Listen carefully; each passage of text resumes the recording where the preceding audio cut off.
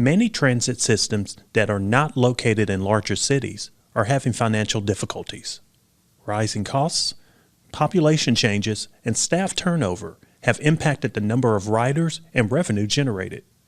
Working with the Texas A&M Transportation Institute, the Texas Department of Transportation is looking at ways to manage and predict expenses and provide best practices to be used by these transit systems.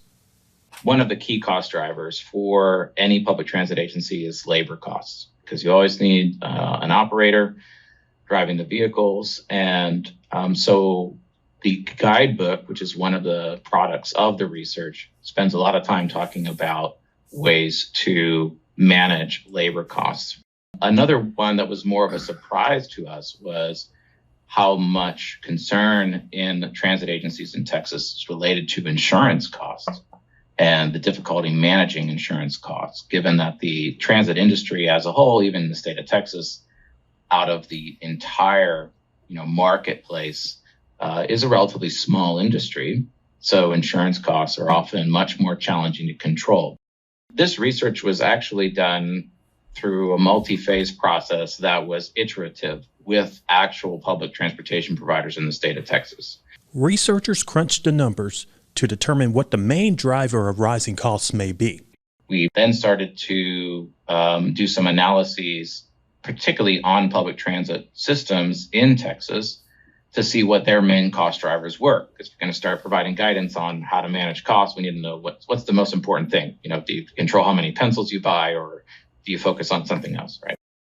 Armed with that data, we then held some focus groups and interviews, and also did some survey work with public transit agencies in Texas to get a better understanding of what their cost management needs are, and also to understand how they would like to get information that would give them guidance. Eventually, this led to 3 products for these transit systems: a guidebook, a workshop, and an online course.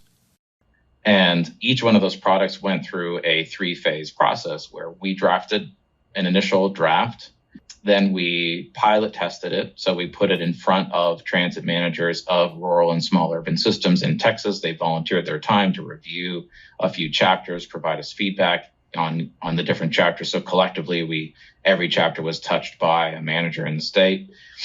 Use that feedback in combination with TxDOT's feedback in order to produce the final product. And that process happened for the guidebook. It happened for the instructor-led workshop.